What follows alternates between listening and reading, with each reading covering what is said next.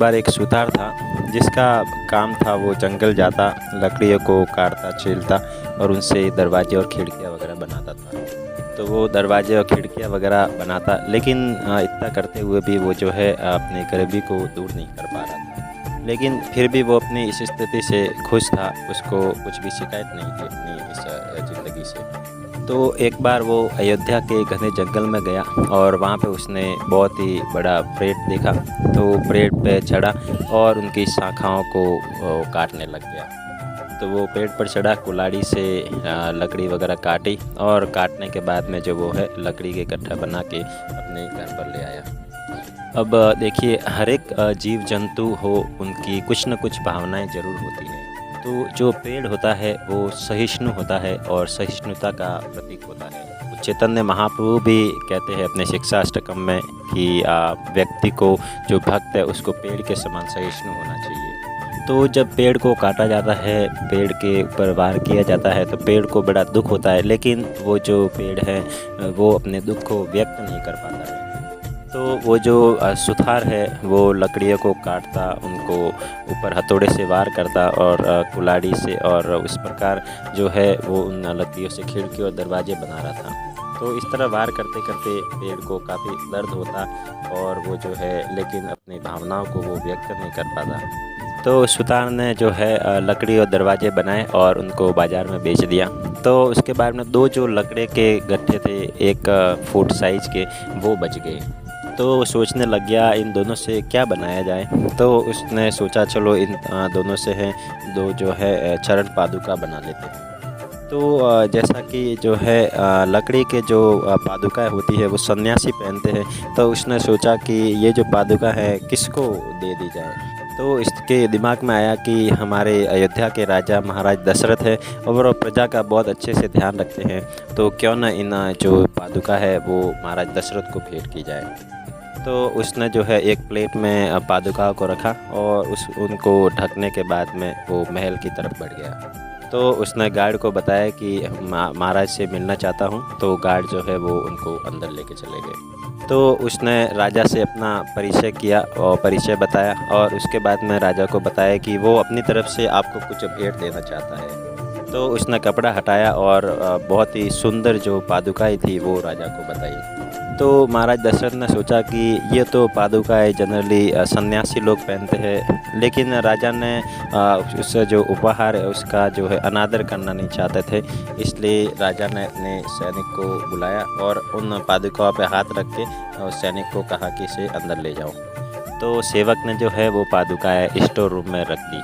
तो बहुत सालों बाद में जब भगवान रामचंद्र जी को वनवास दिया गया, तो चूँकि ये जो डिसीजन था तो वो एक रात का डिसीजन था, तो भगवान राम को पूरी तरह से वनवासी के वेश में उनको तैयार होना था।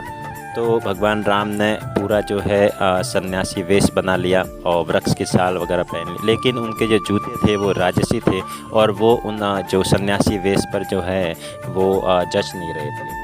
तो राम जी ने सोचा कि ये जो ड्रेस है इस सन्यासी वेश पे, ये जो जूते हैं वो बिल्कुल भी अच्छे नहीं लग रहे हैं। तो राम जी जो सोच में पड़ने के कि क्या किया जाए, क्या किया जाए।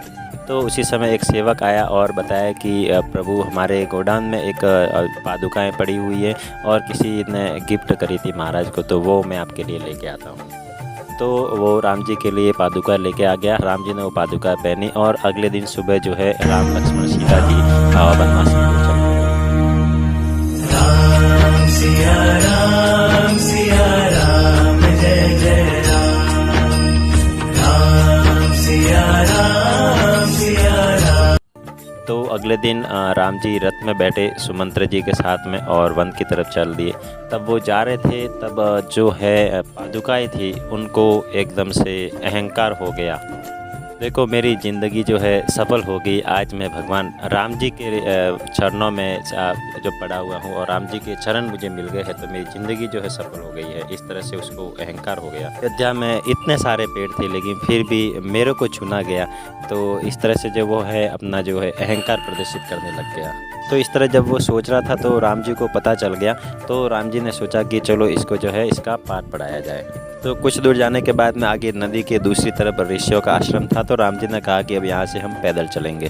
तो राम जी रथ से उतर गए और पैदल आश्रम की तरफ बढ़ने लग गए। तो जब राम जी पैदल चल रहे थे तो राम जी के भार से जो है उन पादुकाओं को बड़ा दर्द होने लग गया, और चूँकि वो जो है जंगल के रास्ते से होकर जा रहे थे तो उसमें नीचे से पत्थर चुभ रहे थे, कभी कांटे चुभ रहे थे, तो इस तरह से जो है उन पादुकाओं को बड़ा दर्द होने लग गया। तो जब ऊपर से भगवान राम जी का इतना भार और नीचे से कांटे चुभ रहे, पत्थर चुभ रहे, तो उसको एकदम से अंदर से उसको महसूस हो गया कि मेरे को घमंड हो गया था, इसलिए भगवान जो मुझे इसका पाठ पढ़ा रहे हैं। तो उसने जो है भगवान से प्रार्थना की, भगवान की वंदना की और भगवान से क्षमा याचना करी। तो उसने क्या, कृपया मुझे माफ़ कर दीजिए और मुझे इस दुख से, पीड़ा से मुक्त कीजिए। तो कुछ दिनों बाद में महाराज भरत जंगल में आए, राम जी से याचना की कि आप चलिए अयोध्या में। तो राम जी ने कहा कि नहीं, मैं अपने पिता के वचनों से बंधा हुआ और मैं नहीं आ सकता। तो भरत महाराज ने कहा कि कम से कम मुझे आपकी पादुकाएँ दे दीजिए, ताकि मैं इनको ही आपका प्रतिनिधि मानकर इनके रूप में अयोध्या पर शासन करूँगा। तो वो जो पादुका है भगवान ने भरत महाराज को दे दी, और उन्हीं पादुकाओं ने 14 साल तक अयोध्या पर राज्य किया। तो कहा जाता है कि जब भगवान की भक्ति में अगर घमंड आ जाता है भगवान की सेवा में, तो वो हम जो सेवा है भगवान की, वो सेवा हम खो देते हैं। तो भक्त अगर सिंपल है और सहिष्णु है, तो भगवान जो है उसे अपनी भक्ति में और अपनी सेवा में लगाते हैं। वो भगवान के प्रतिनिधि के रूप में 14 साल तक उन्होंने अयोध्या पर राज्य किया। यही भगवान की कृपा है। ये जो वस्तु है वो हमको भगवान की भक्ति से दूर करती है, इसलिए भगवान ने इस घटना से, इस लीला से हमको एक शिक्षा दी है कि भक्ति में कभी भी हमको अहंकार नहीं आना चाहिए।